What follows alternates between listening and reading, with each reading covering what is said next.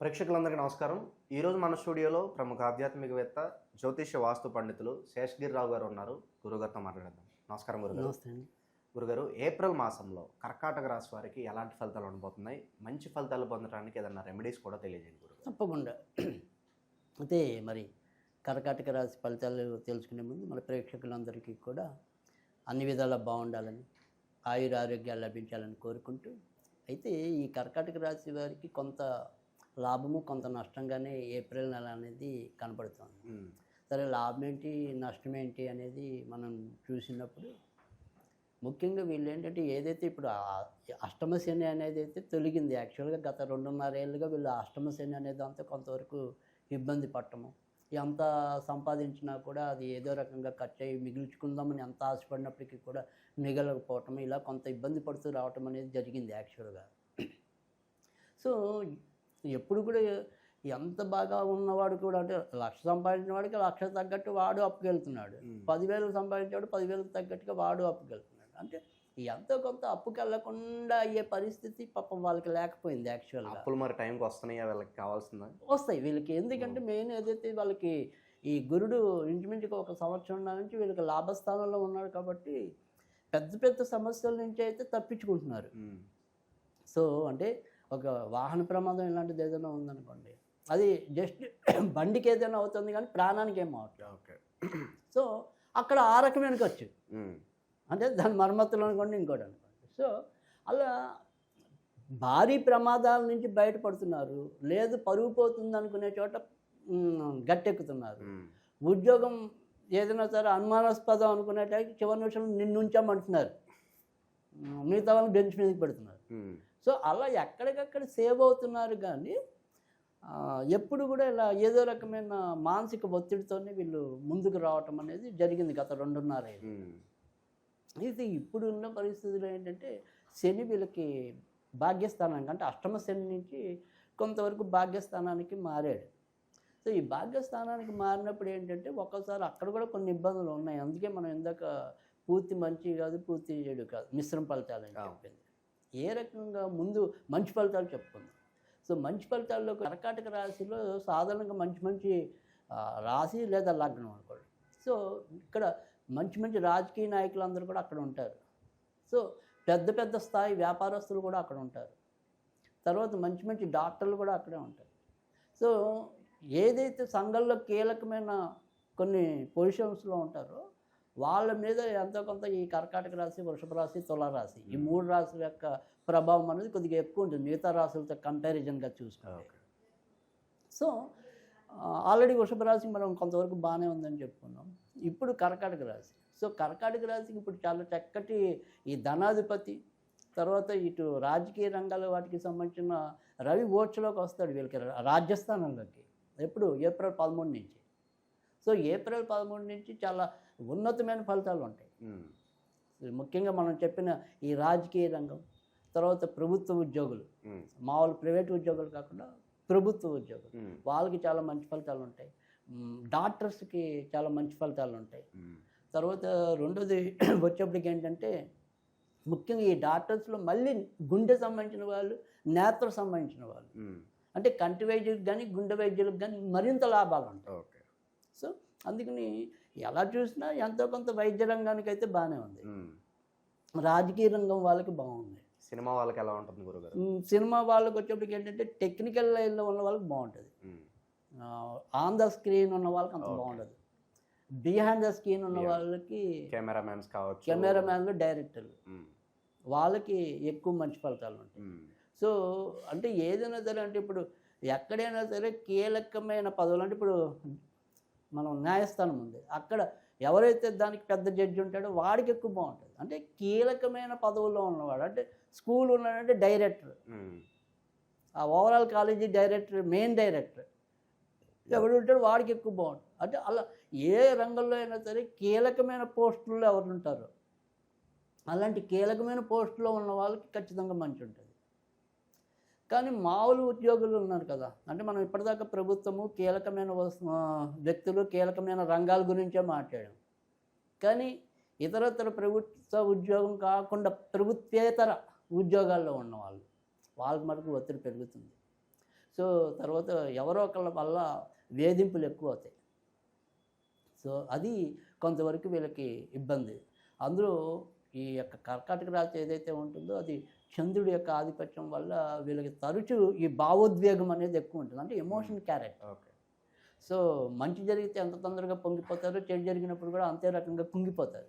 అమ్మో ఏమైపోతుందో నా జీవితం అన్నట్టుగా.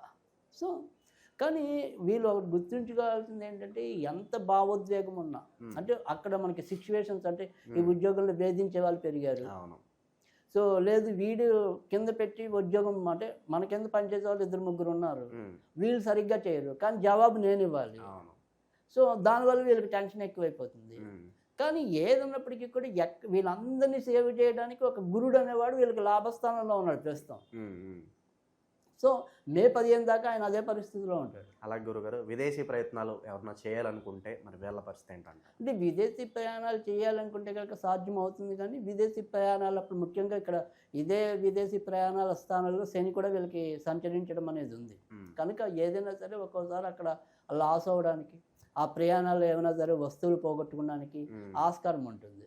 సో మనం ఏంటంటే ఏమన్నా గాల్లో ఊహించి విదేశాలకి అయిపోద్ది అని కాకుండా అలా వెళ్ళకుండా ఒక పక్క ప్లాన్తో ఉన్న వాళ్ళు వెళ్ళొచ్చు. అంటే అక్కడ ఆయనకి కేవలం చదువు కోసం వెళ్తున్నాడు, ఆ చదువు అయితే సాగుతుంది, కానీ ఆ చదువుతో పాటు నేను సైడ్గా ఉద్యోగం చేయాలనుకుంటే డేంజర్లోకి వెళ్తాను. ఓకే. సో అంటే అక్కడ అన్నీ కూడా నాకు లేదు, నేను వెళ్ళగానే నాకు అక్కడ బ్యాక్ బోన్ ఎవరో ఉన్నారు చూసుకునేవాళ్ళు, అలా ఉంటే వెళ్ళొచ్చు. అంతేగాని ఎక్స్పెరిమెంటల్గా చేద్దాం అనుకుంటే మాత్రం దెబ్బతినే అవకాశాలు ఎక్కువ ఉన్నాయి. సో అందుకని ఆ రకమైన జాగ్రత్తలు తీసుకుంటే కనుక విదేశాలకు వెళ్ళాలనుకుంటే సాధ్యమవుతుంది, ఏం పర్వాలేదు. ఇక ఆర్థిక స్థితిగతులు ఎలా ఉండబోతున్నాయి మరి? సో ఆర్థిక స్థితిగతులు అనేది కొంతవరకు మనం మొదట్లో చెప్పామంటే ఇక్కడ ఏదైనా సరే ఖర్చులు ఎక్కువ అనేది ఉండటం అనేది.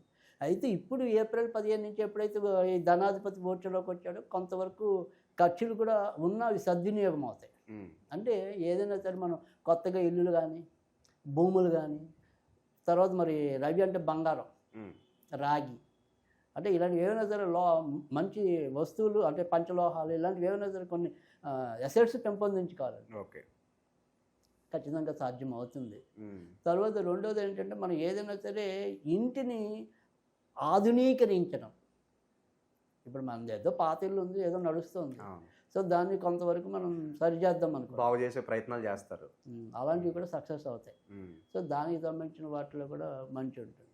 ఇక పెళ్ళి అనేది కూడా ఏదైతే ఉందో ఈ పెళ్ళికి సంబంధించిన వాడే శని, ఆయన కొద్దిగా భాగ్యస్థానానికి వచ్చాడు కాబట్టి కొద్దిగా శని కాబట్టి అవంతరావ్య సంబంధాలు వస్తాయని కూర్చోకుండా కొద్దిగా గట్టిగా ప్రయత్నించినట్టయితే మాత్రం తప్పకుండా కాస్తకు వస్తే ఏదైనా ఇబ్బంది ఉంటే పుష్యమి నక్షత్రానికి ఉంటుంది.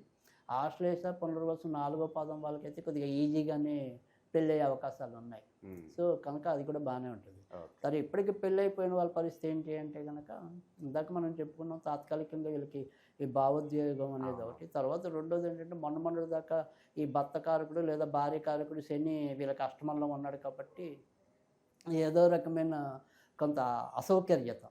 అంటే సపోజ్ మనకి ఏదైనా సరే భార్యాభర్తలు ఇద్దరు కలిసి కూర్చుందాం అనుకుంటే ఒకరికి వర్క్ లోడ్ ఎక్కువ ఉండటం, ముఖ్యంగా ఇద్దరు సంపాదన సమయం అనేది కుదరదు, ఇద్దరికి సింకరేజ్ అవ్వటం అనేది, దానివల్ల ఇబ్బంది. అంటే భార్యాభర్తల మధ్య అనురాగం ఉండొచ్చు, కానీ అనురాగాన్ని ప్రదర్శించడానికి అనువైన కాలం దొరకపోవచ్చు.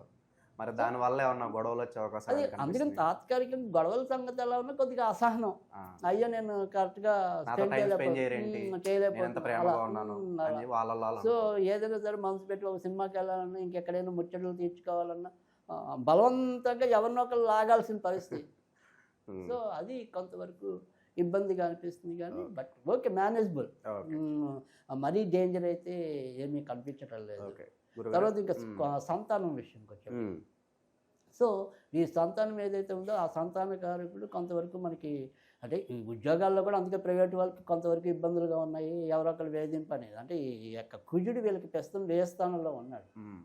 సో తర్వాత కూడా మళ్ళీ ఆయన నీచ స్థానాల్లోకి వస్తాడు. అంటే యావరేజ్గా వీళ్ళకి జూలై దాకా ఇటు ఉద్యోగాల్లో వాటిలో మధ్యలో వేధింపులు ఉంటాయి.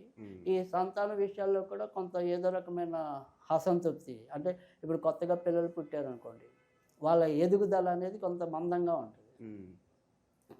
సరే ఏదైనా నడవటం కానీ, మాటలు రావటం కానీ, ఇలా ఏవైతే పిల్లలు ఆ టైంకి ఏదైతే 6 నెలలు ఇది చేయాలి, 8 నెలలు ఇది చేయాలి మనకు కొన్ని లెక్కలు ఉంటాయి కదా. అవునవును.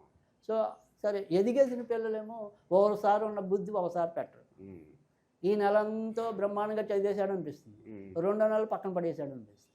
సో ఆ చదివే విద్యార్థుల్లో కూడా ఇదే రకంగా కొంత ఇవన్నీ కూడా ఇంచుమించుగా చెప్పాలంటే కనుక ఈ ఏప్రిల్ అంటే ఇంకా కొద్దిగా జూలై దాకా మధ్య మధ్యలో ఇబ్బందులు అయితే ఉంటాయి. కనుక వీళ్ళందరికీ కూడా ఇప్పుడు కుజుడు సరిగ్గా లేకపోవటం అనేది మనకి మెయిన్ చూసుకోవాలి. అందుకని ఇక్కడ సుబ్రహ్మణ్య స్వామికి సంబంధించిన రెమెడీలు వీళ్ళు చేసుకోవాలి. సో ఇక్కడ సుబ్రహ్మణ్య కరావలంబ స్తోత్రం అని ఉంటుంది. సో దాన్ని రోజు పఠించగలిగితే ఖచ్చితంగా మనకి మంచి మార్పులు రావడం. అలాగే విశేషంగా సుబ్రహ్మణ్య క్షేత్రాలకు కూడా వెళ్తే మంచిది. అంతేగా ఏదైనా సరే ఎప్పుడైనా మనం సుబ్రహ్మణ్య స్వామి అన్నామంటే ఎవరికి తోచిన విధంగా, అంటే నాకు కరావలంబ స్తోత్రం అని నేను చెప్పాను, కానీ మీకు అభిషేకం చేయించుకోవచ్చు మంగళవారం, మీకు ఆ సౌలభ్యం ఉంది. లేదు మీ ఇంటి దగ్గర సుబ్రహ్మణ్య స్వామి గుడి ఉంది, రోజు వెళ్ళి ప్రదర్శనలు చేయండి, మంచిదేగా. సో మనం ఏంటంటే ఒక మార్గం చెప్తాం, మీరు ఈ నెలలో ఈ దేవుడిని పూజించండి. సో ఆ దేవుడిని మీరు ఎలా చేసుకుంటారని ఇంకా ఆ తర్వాత మీ ఇష్టం, మీకు జస్ట్ ఒక క్లూ కదా, అది అంతవరకు. సో ఒకవేళ మనం కనుక ఇందాక ఇంకో రకంగా స్విచ్ వర్డ్, ఈ స్విచ్ వర్డ్కి ఏదైనా చెప్పుకోవాలనుకుంటే రెడ్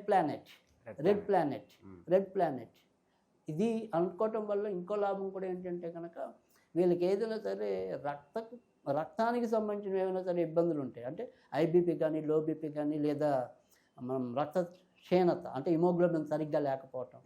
సో ఈ రక్తం తాలూకు ఇబ్బందులు ఏదైనా ఉన్నా కూడా ఇదే రకమైన స్విచ్ వర్డ్ వీళ్ళకి చాలా బాగా ఉపకరిస్తుంది, రెడ్ ప్లానెట్ అనేది.